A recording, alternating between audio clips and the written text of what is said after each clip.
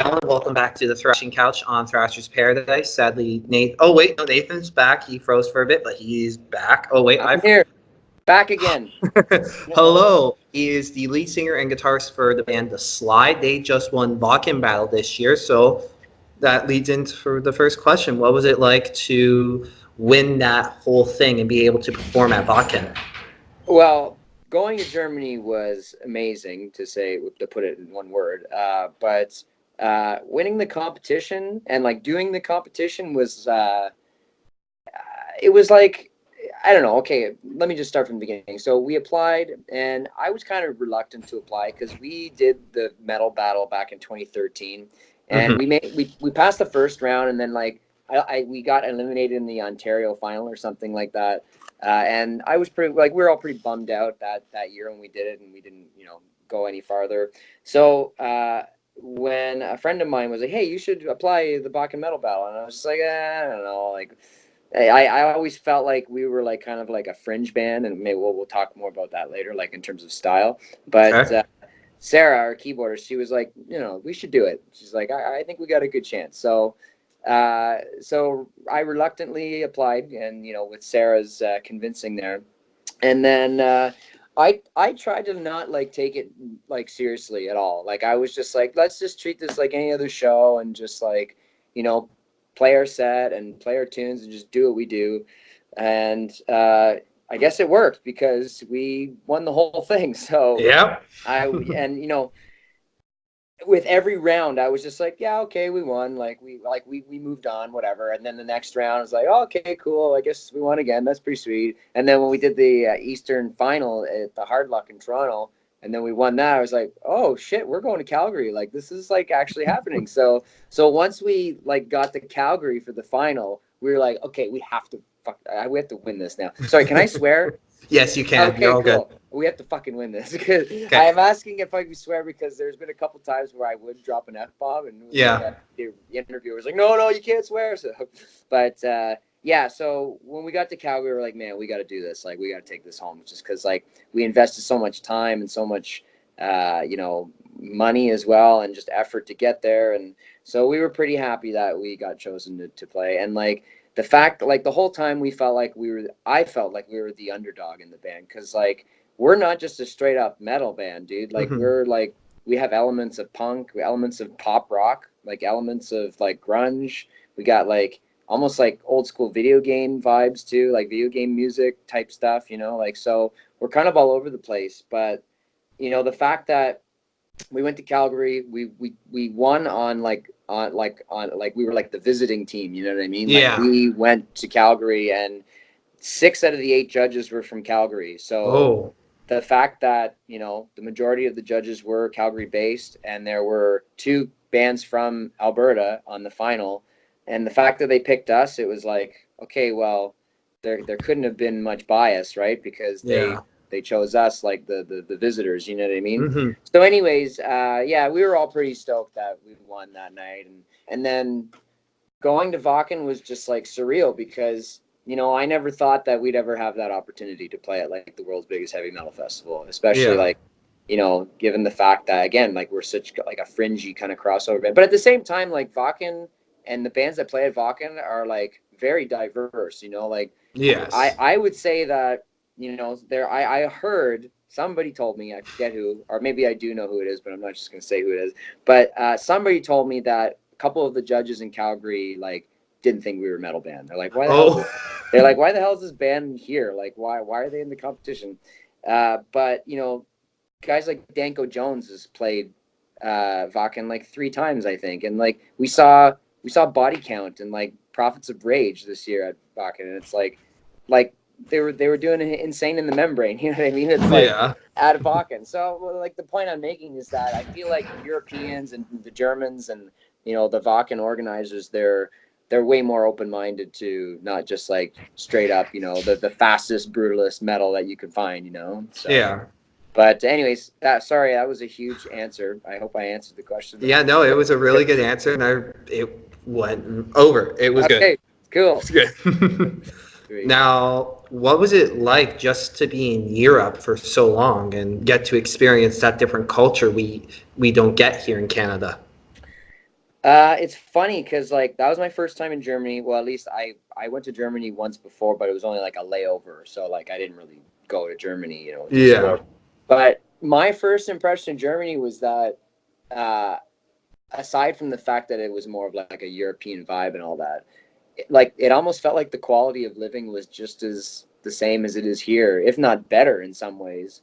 And Yeah, just being in like an exotic, environment, or like a foreign land, so to speak, it was just it was just a super cool experience, and like the fact that it was our first time playing outside of Canada, to say that we did this festival, yeah, it was just like it was a really great opportunity for us, and yeah, like going to Vakken, like getting shuttled in with the shuttle team, and setting up camp the first day and just kind of taking it all in, and we got there on the Tuesday and we didn't play till Friday, so we had like 3 days to just like hang out and check things out and see the lay of the land, and check out the festival grounds. We made quite a few stops at the supermarket that they had like on site. Um, Checked out a bunch of bands, and we watched a lot of the metal battle bands. The Yeah. Wednesday and the Thursday.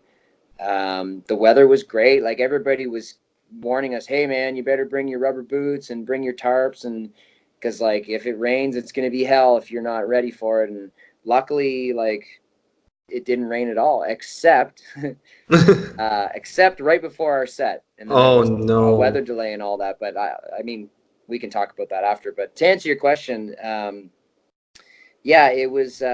It's always kind of been a dream for me to play in Germany and to visit Germany, and for me to go there for the first time with my band and play a gig. It's like couldn't have asked for anything better than that. So.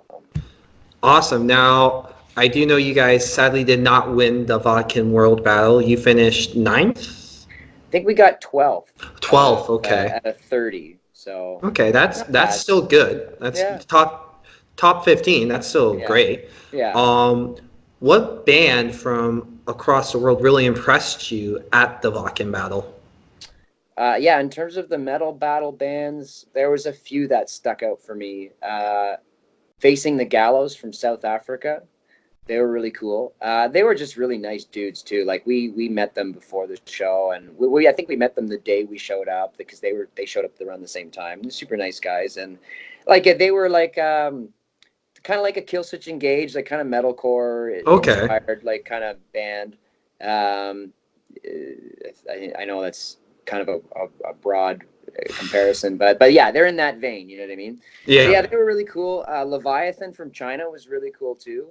Like super brutal kind of death metal, but like really techie on the guitars too. And again, super nice guys. Like we just got along with them well. And what else? There's a couple other bands that kind of stuck out for me. Smiling Buddha, which I think they placed third.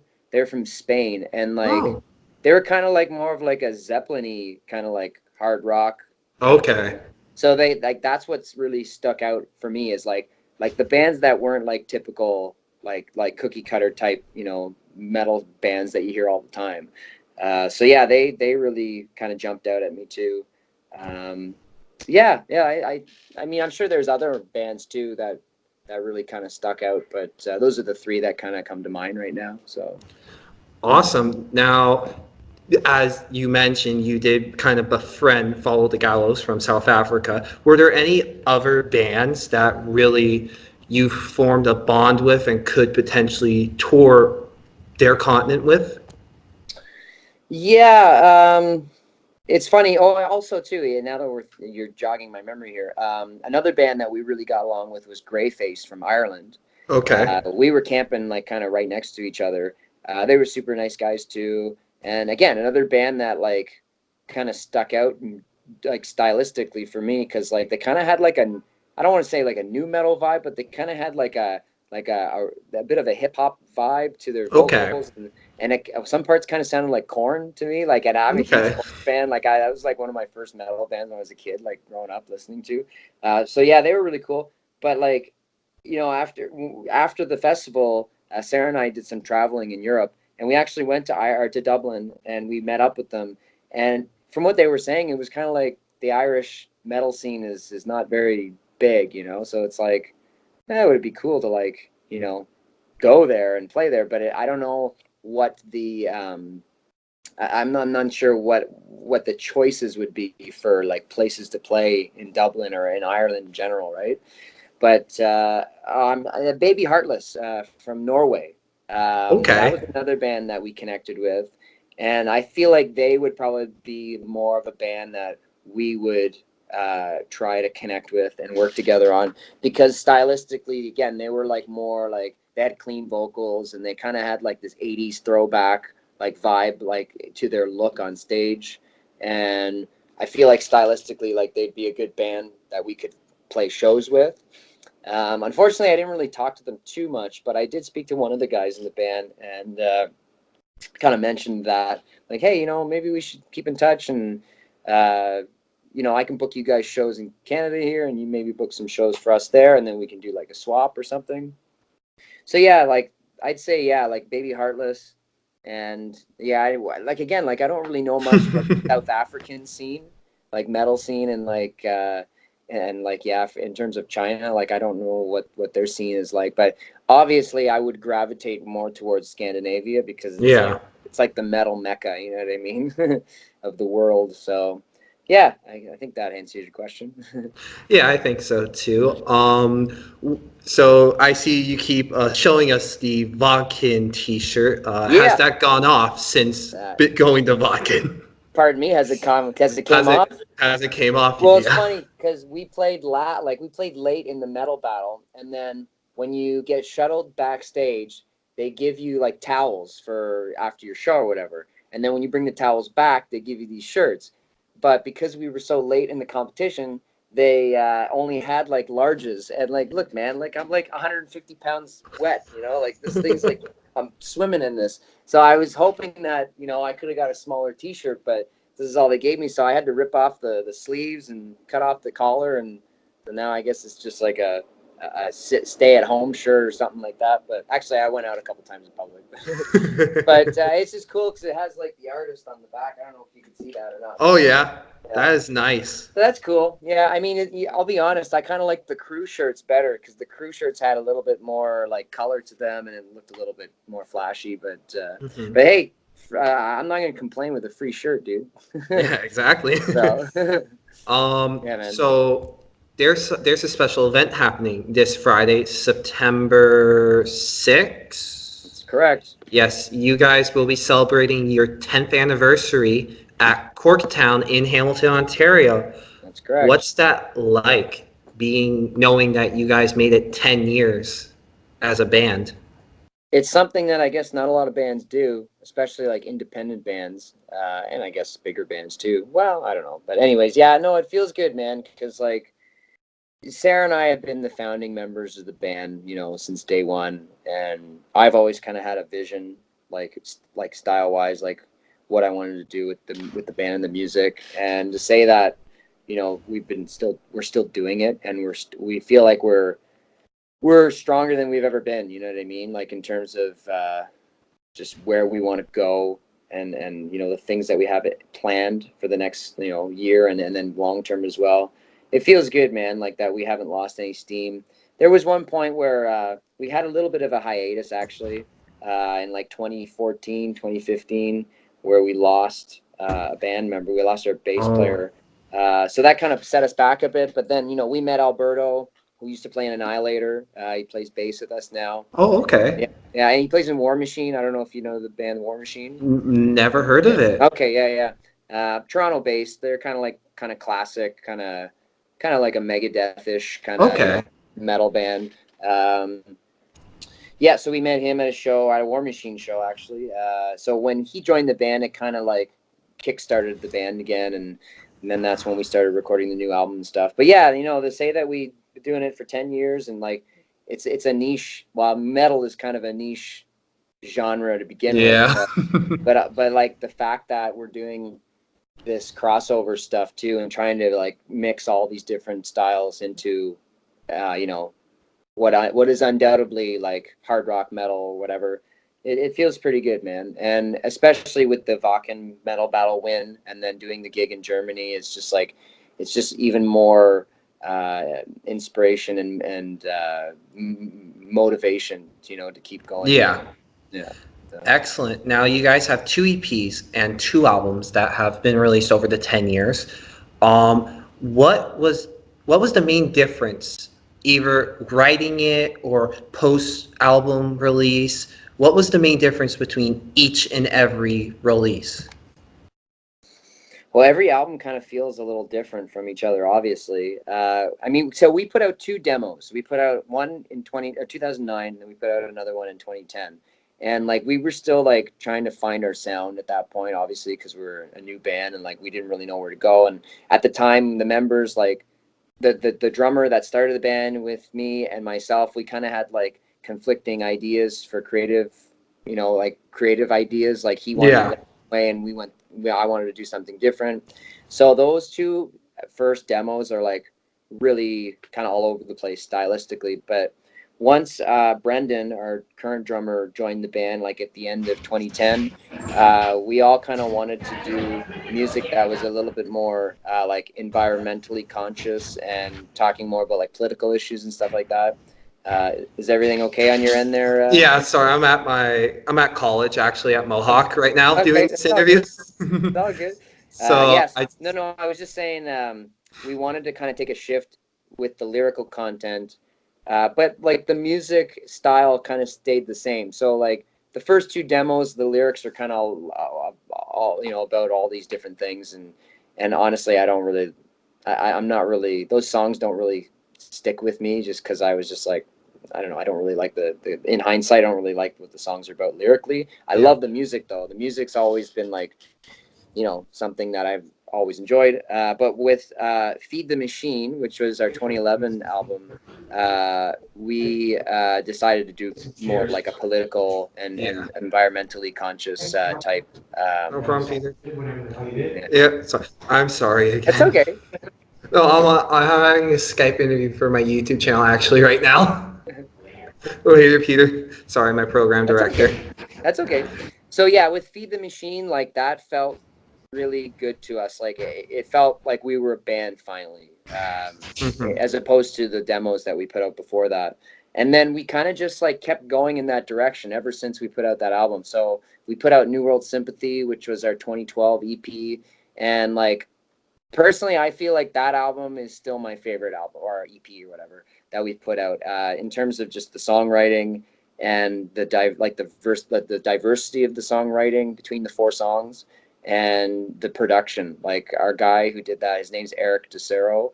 I met him at Carleton in Ottawa when I was there for music, and he is just a genius when it comes to music production. And he's a big EDM guy now, Mhm. releasing a lot of cool stuff lately. And I'm so tempted to reconnect with him and just be like, man, we need you to mix our next album. You know what I mean? Like he did such an amazing job, like on that album. That album just means so much to me for some reason. I don't know what it is. But after we put out New World Sympathy, we did a lot of touring in like 2012, 2013, and then that's when our bass player Nick, he had to quit the band, and then that kind of started a hiatus. But it didn't take long for me to like start writing new songs, and then I decided to engineer and produce and track all the instruments. Well, I had our respective musicians play their parts, but like I tracked it and I engineered it and did all the mic placements and the editing and whatever, Yeah. for the last album that we put out. And so as a result, because I was like new to all this music production, I feel like the album, I'm proud of it. Don't get me wrong, but Mhm. it's certainly like more of a raw sound, like in terms of production. Like the new album, it kind of reminds me of like something you'd hear from like a '90s grunge band. You know what I Oh, mean? okay. That there was a lot of uh, like we didn't trigger any of the drums like a lot of metal bands do in the studio now. Like they make the kick and the snare just sound huge or whatever, and the toms and all that. But like we went for a really natural drum sound. We didn't do much quantizing where you basically move the drums to like a grid Oh, to make okay. it sound like super tight. And like I would argue that like at least more than half of the metal bands nowadays do that, where they quantize the drums. And so like we wanted to just take an approach that was not metal, you know what I mean? Okay, yeah. Something that was just kind of more organic and more raw. And in that respect, I'm really proud of the album. But then I listened back to something like New World Sympathy, which was way more polished and way more produced. And it's like, you know, I don't know if I would take the same approach for the next album. You know, Okay. I feel like we'd want to go back to like more of a modern sound. So, Yeah. that didn't really answer your question, but I mean, I'm really happy with all the albums that we put out. Well, when can we expect a brand new Slyde album? There we go, back on track. Well, we're doing these shows, these 10 anniversary shows, starting like this Friday with the Hamilton show at Corktown, Friday, September 6th, with Full Dead and Plan Dilemma on the bill as well. Chain was going to be there too. Yeah, Chainfall unfortunately had to drop out of the bill, which is kind of sad because I really like those guys and they put on a wicked show. But yeah, they couldn't do the gig anymore. So, but anyways, yeah, with Full Dead and Plan Dilemma on the bill. So yeah, once we're done all these shows, the last one's I think on the 5th of October. The plan is that we're going to start looking for a studio to track a new EP. Oh, okay, awesome. So we're going to be doing a new EP, and if all goes well, I want to release one song by the end of the year, or before the end of the year, and then probably release the full EP like early 2020, and then we have something to show for when we're applying for shows and festivals and stuff like that. But I'm also currently working on a concept album too, which is going to be after that EP. So yeah, a lot of music that I'm working on right now. So I'm hoping that our fans will be excited to hear that we got music coming their way. So yeah, that's kind of the plan for new material. And because it's our 10th anniversary, we're going to do something special for that in the way of recording. I won't say much more than that, but yeah, it'll be something to kind of commemorate the 10-year anniversary. So awesome. I'm gonna ask this quickly. Now, you mentioned shows for the 10th anniversary. Where else can we celebrate your 10 years? Okay, I have all the shows in my brain here. So September 6th, Hamilton at the Corktown. September 7th in Cornwall at Lola's. Okay. September 13th in Ottawa. That's at Café de Cuff. September 27th is in London. At Call the Office. Okay. And then September 28th is in Peterborough at the Red Dog. And then October 3rd is Barrie at the Fox Lounge. Okay. And then October 4th is Toronto, the Rivoli. And then the last one is October 5th in Kingston at the Mansion. The Mansion? Yeah, the Mansion. Huh. That sounds awesome. That's a nice little Ontario tour, I gotta say, right there. Yeah, we wanted to play Montreal, but Montreal's always been a weird market for us to get into. So, but maybe next time. Yeah, maybe next time. So the trend I keep seeing is it's EP album. Is there any real meaning behind just releasing an EP than an album, or has it just been out of coincidence? Yeah, I think it's more coincidental, but I hate to say this in kind of like a negative light, but the world's not dying for another full-length album from us. You know what I mean? So it's because we're still kind of like in that low-level exposure band kind of world. If you if you blow your load all at once, it's not as beneficial as if, say, you release a couple songs every now and then, and you release one at a time or something like that. It's a way to try to stay more relevant in like online presence and just with your fan base and that kind of thing. And I mean, if it was up to me, I'd release full lengths all the time because I've always been an album. I personally, this is just my preference, but I've always been an album guy. Like I love putting on an album, just pressing play, start to finish, and that's it. But like nowadays with streaming and the YouTube generation, it's like people don't have time for that. They don't have the attention span Yes. to sit down and listen to an album for 40 plus minutes. And that's it. It Yeah. kind of makes me sad, but yeah, that's just the way it is now, you know? And Mm-hmm. so uh, we've always just wanted to kind of put out uh, EPs more than full lengths just for that reason, but also like financially speaking as well, right? It's Yeah. cheaper on the wallet to release a 4-track EP than a 10-track EP, right? So, or Yeah. a 10-track album rather. So that, yeah, it's just mostly coincidental, I'd say. Like there's no thought process behind that planning, you know. It's just like, Yeah. well, what can we do this time? Or, you know, what songs do I have like on my back burner that I feel comfortable enough to develop to the point where we can produce it and put it on an album. You know, just sometimes I'll have a lot of songs, or maybe I'll have the budget, you know, where it's like, okay, let's do 8 or 10 songs and let's get them going, you know. And Yeah. then a lot of the time it's just like, no, let's just do maybe 4 or 5, and then, you know, and then that'll be it, you know. So but Yeah. yeah, it kind of goes back to like, you know, the world's not dying for another Slyde like full length album, you know what I mean? Again, I don't mean to sound negative, but it's just the reality, right? So Yeah. and yeah, it's almost like if you do EPs, you can release more stuff more frequently too. Yes. So anyways, yeah. Do you feel that EPs are soon going to be the way every band goes now? There will be no more albums, it will just be EPs?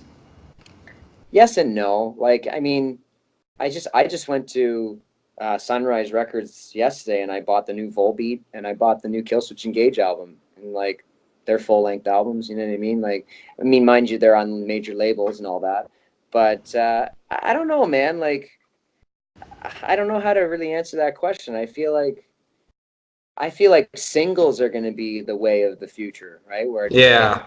release one song, and then that'll be the big hit for the next 3 months or whatever, and then they'll release another one after that. And like, I feel like bands are kind of already doing that in a way, um, just again because of the short attention span that a lot of, you know, younger listeners have nowadays.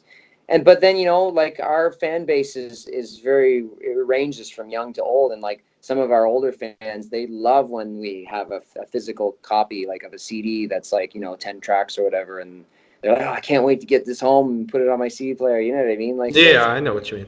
so I guess it's kind of like a balance. Like if you have EPs and full lengths, it's, you can kind of cater to both generations, or multiple generations, depending on how they listen to their music and consume it, you know? Yeah. Yeah. So every time I hear about your band, it's under the prog title. Like you guys are a progressive band. Do Hmm. you personally feel that that is the best representation to describe your band sound?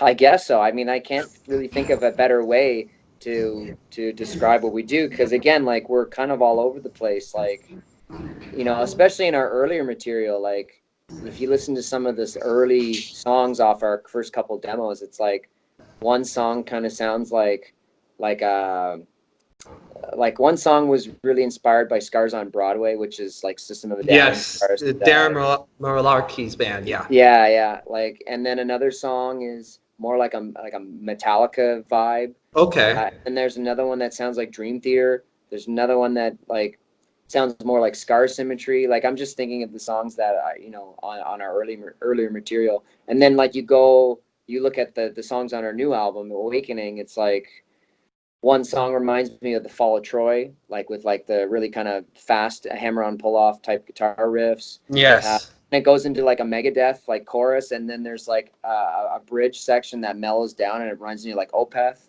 So it's like, you know, I'm combining all these influences that I personally like into my writing style, and there's like, I guess there's no other way to coin it other than progressive, because it's like there's things that are always changing in one song.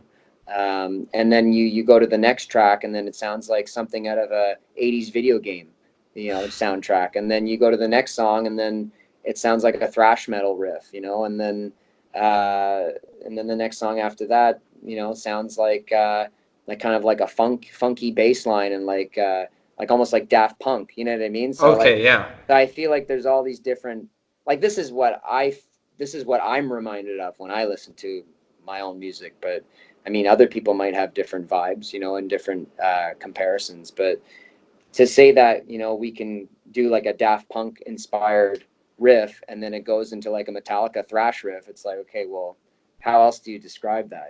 So that's why we always kind of coin ourselves as progressive. But like, there's a really strong I like, these are the three things that I always say that our music is like. Japanese video game music, like from the 80s and the 90s, and that's just because I'm an 80s baby and I grew up playing video games. Yeah. European metal, so like, Okay. In Flames, Scar Symmetry, Okay. Yeah. Children of Bodom, like that kind of stuff. And then 90s grunge, or like 90s alternative rock, Okay. like, Nirvana, Foo Fighters, Alice in Chains, Yeah. A that good kind of stuff. mixture. It's a good Yeah. mixture.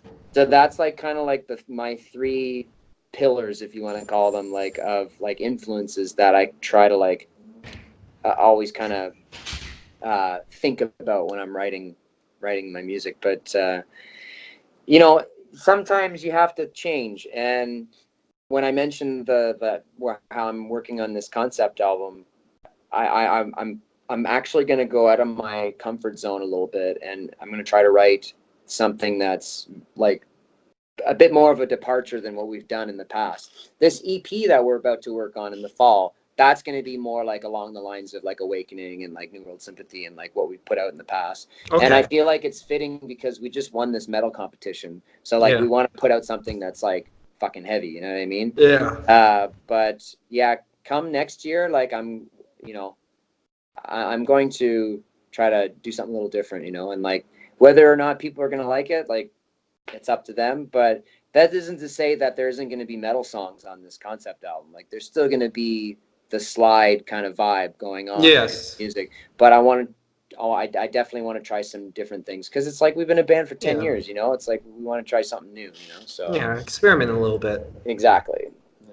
Dabble a bit more, just like Devin Townsend and Opeth are doing, kind of thing. Yeah, I guess so. I mean, okay, I'm probably gonna like, well, whatever. I don't care. I'll just say it. Think like Pink Floyd, Oh, like okay. like The Wall and Yeah. Dark Side of the Moon and Oh. Animals and like those kind of like where, I mean, yeah, Pink Floyd does have a streamlined sound, but something that's like more conceptual, something that you can kind of wrap a whole concept around each other. Yes. And yeah, I know I'm not explaining this very well, but I, I yeah, think that's you're explaining it good. yeah. Oh, well, thank you. And I want to get a little bit more ambient, and I want to I want to explore like other genres too. Yes. Like I'm thinking like there's a one tune that sounds like something off of Kill 'Em All that I'm working on right now from Okay. Metallica, right? Like but Yeah. then uh, there's another part of a tune that I'm working on with the concept album that's like it sounds like Middle Eastern, like something Oh. that's kind of in Okay. like I don't know, are you a music major at all, or do you know like Radio like major, so. yeah, because like I'm using a scale that you'd probably hear in like I'm using like a melodic minor scale or harmonic minor scale rather, and like Mixolydian flat 9 flat 13 type stuff. Anyways, it's for layman's Translation. in a layman's term, it's like kind of like Egyptian sounding. You know what I mean? Okay. That's Yeah, yeah. cool. That's awesome. Or like kind of like a scale that like System of a Down would use in some of their Ah. stuff. You know what I mean? Yeah, I know Like what you kind of mean. like that Middle East kind of vibe. And then like there's another song that sounds like a straight up rock tune, like something that Danko Jones would write. Like Okay. so that's what I'm saying. Like I'm trying to like do a lot of different stuff that maybe we haven't really touched on previously, but it's still the same band. You know what I mean? Yeah. Like it's still You're gonna sound, just but just different. I don't know, the yeah, same but different at the same time. you're experimenting a bit more. You want to get out and try and see how it works with you Right. guys and see if if it works, like, oh, let's continue doing this because people And like it. and you know what? It's and this might be just out of spite, but uh, we won this medal competition, and then next year I want to like kind of do something that's like not really metal, but it is at the same time. Like I want to Yeah. show that okay, we have this metal side to us, but we also have this like more like rock side, or more like a even like a pop rock side, or or something that's more progressive, more prog, right? Yes. So yeah. Anyways, that's kind of what I'm thinking about with the new material that we're working on. Okay, you want to get proggy with it. Yeah, totally. Yeah, Pink Floyd. Pink Floyd. Yeah, yeah, Excellent example. yeah. Okay, well, we're at the point of the interview where we're going to play a little game, if that's cool. Let's do it. Okay, it's called Thrash or Trash. Have you seen have you seen any of the videos on the channel beforehand? I don't think I have. I apologize. That is so good. I am not offended. Okay. Yeah, like I'm slightly offended. It's like it's all good. The game's very simple. I'm gonna say either a band, a song, or an album, and you just tell me if you like it, thrash, or if you don't like it, trash. Okay, You sounds don't good. need to explain your answer, but if you feel the need to, the floor is always yours. Okay, I'm ready. Perfect. My body is ready. Your body is ready. Is your heart ready? Yes, my heart is ready. Great, because we're gonna test it. All right, here we go. Genesis. Thrash. Excellent. Yeah, The as you mentioned beforehand, the Pink Floyd Dark Side of the Moon album. Obviously thrash. Like that's like 1,000% thrash, dude. Excellent. That's like my life's blood, man. Yeah. Excellent. And then we're going to do one last great thrash band, probably one of the best of the past 2 decades. Dream Theater's Pull Me Under. Totally trash or thrash. Sorry. That's a first on the channel. Maybe that was a Freudian slip, but no. I love Pull Me Under. Excellent. Well, thank you for playing the little game. Now it's time to ask one last question. This is Really, a that's question. it? You have no more questions? I was hoping to trash something. Oh, you want to trash something? Yeah. Give me something that I hate. Come on. Okay, I'll give you something that I'll give you a curveball. Here we go. Okay. Oh.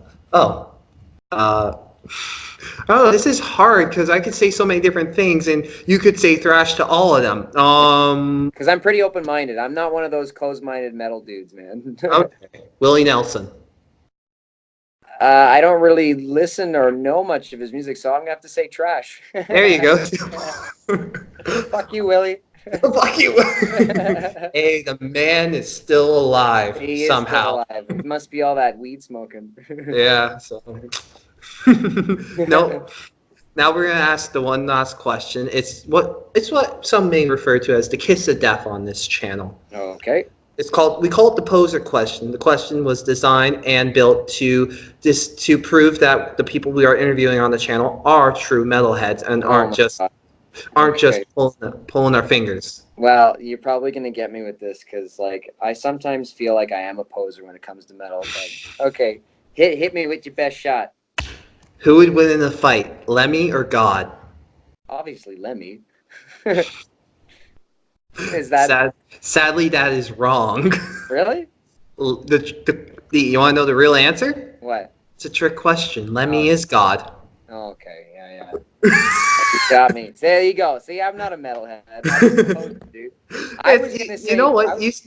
You still chose Lemmy, so. I was gonna say God isn't real, but then I was afraid that I'm gonna offend people. But oh no, we don't care if you offend people. It's your opinion.